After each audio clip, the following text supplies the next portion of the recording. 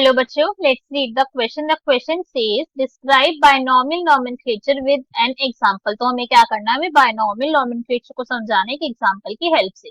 तो question start करते हैं हमारा। सबसे पहले हम क्वेश्चन को सॉल्व करने का की कॉन्सेप्ट देखेंगे। की कॉन्सेप्ट, तो क्वेश्चन को सॉल्व करने का की कॉन्सेप्ट क्या है हमारा, कि हमें बायनॉमियल नोमेनक्लेचर के बारे में नॉलेज होनी चाहिए। Okay, binomial nomenclature. क्वेश्चन के अंदर हमें थोड़ी सी स्पेलिंग बायनॉमियल नोमेनक्लेचर की गलत दे रखी है, उसको ध्यान दे लेंगे हम। This is binomial but it is actually binomial. ठीक है, BINOMILA होती है। सो बायनोमियल नोमेनक्लेचर के बारे में हम बताना है। नोमेनक्लेचर का मतलब हम समझते हैं। नोमेनक्लेचर का सिंपल मतलब होता है नेमिंग, किसी भी ऑर्गेनिल्स की, किसी भी कंपाउंड की, मतलब किसी भी चीज की नेमिंग करना। बायनोमियल का यहाँ पे क्या मतलब है, कि जो हम नेम यहाँ पे कर रहे हैं उसके होते हैं यहाँ पे टू कॉम्पोनेंट्स। क्या होते हैं, उस नेम के होते हैं टू कॉम्पोनेंट्स। अब यहाँ पे जो हम नेमिंग करेंगे वो अपने आप में नेमिंग कैसी होती है, this is a scientific naming. This is scientific naming, मतलब यहाँ पे इस प्रोसेस के थ्रू जिस भी ऑर्गेनिल्स को हम नेम दे रहे हैं वो साइंटिफिक नेम होता है, और वही नेम से वो ऑर्गेनिल्स पूरे होल ओवर वर्ल्ड में यूनिवर्सली जाना जाएगा। अब एक एग्जांपल के थ्रू सारे के सारे इसके हम रूल समझते हैं। एग्जांपल हमने ले लिया यहाँ पे सिंपल सा हमारा होमो सेपियंस। ठीक है, ध्यान से देखिएगा मैंने कैसे इस तरीके से नेम को लिखा है, होमो सेपियंस। जो मैंने फॉर्मेट लिखा है यहाँ पे, this is a perfect format, बिल्कुल करेक्ट है, इसमें एक मार्क्स भी नहीं कट सकता। अब ऐसा क्या है, इसमें खास ध्यान देना है। दो वर्ड है यहाँ पे, एक होमो और एक सेपियंस। इन दोनों वर्ड्स को मैंने यहाँ पे अलग अलग अंडरलाइन करा है, दिख रहा है, इतना दूर नहीं लिखते हैं, थोड़ा पास लिखते हैं, बगल अंडरलाइन अलग से करा है, ये समझाने के थोड़ा अलग अलग लिखा है वर्ड को। ठीक है, तो यहाँ पे क्या करा है मैंने, अंडरलाइन करा है। ठीक है, अंडरलाइन बोथ वर्ड्स को मैंने यहाँ पे अंडरलाइन करा है।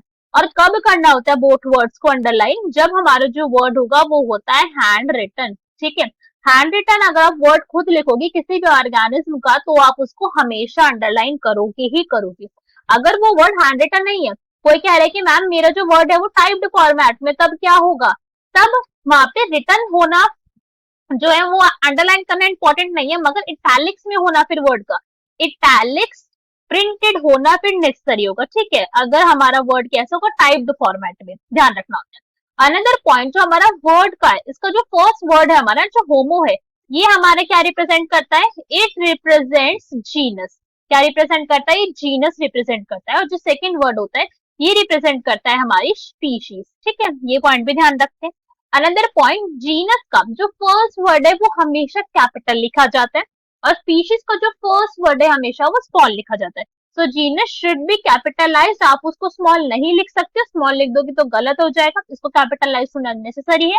और स्पीशीज का जो फर्स्ट वर्ड हो गया, फिर पूरा का पूरा स्पीशीज कैसा होता है, वो स्मॉल लेटर्स में लिखा जाता है, स्मॉल लेटर्स। ठीक है, इसके साथ साथ एक और पॉइंट जो कई बच्चे कंफ्यूज कर जाते हैं, वो कहते हैं कि मैम मुझे ना खुद इटैलिक्स लिखना आता है, तो मैं क्या करते हैं, होमो सेपियंस को अंडरलाइन करने के बजाय अगर मैं खुद इटैलिक में लिख दूं तो क्या वो चल जाएगा, उसको अंडरलाइन करने की तब जरूरत नहीं है, तो ये बिल्कुल रॉन्ग हो जाएगा। आपको अंडरलाइन करना ही करना है, अगर खुद लिखा है, अगर आपका हैंड रिटन है तो अंडरलाइन होगा। आप ऐसा नहीं कर सकते आप खुद इटैलिक में लिख दो और मान लो कि हाँ भाई हमारे इक्विवेलेंट हो गया, नो, दिस इज इनकरेक्ट। तो हमारे कुछ रूल्स थे बायनॉमियल नोमेनक्लेचर के। क्या क्या रूल्स थे, हमारा जो वर्ड होगा उसके टू कंपोनेंट्स होंगे, हमारा जो नेम होगा अपने आप में साइंटिफिक नेम होगा, फर्स्ट वर्ड जीनस होगा जिसको कैपिटल लिखना है, सेकंड वर्ड हमारा स्पीशीज होगा जिसको स्मॉल लेटर में लिखना है।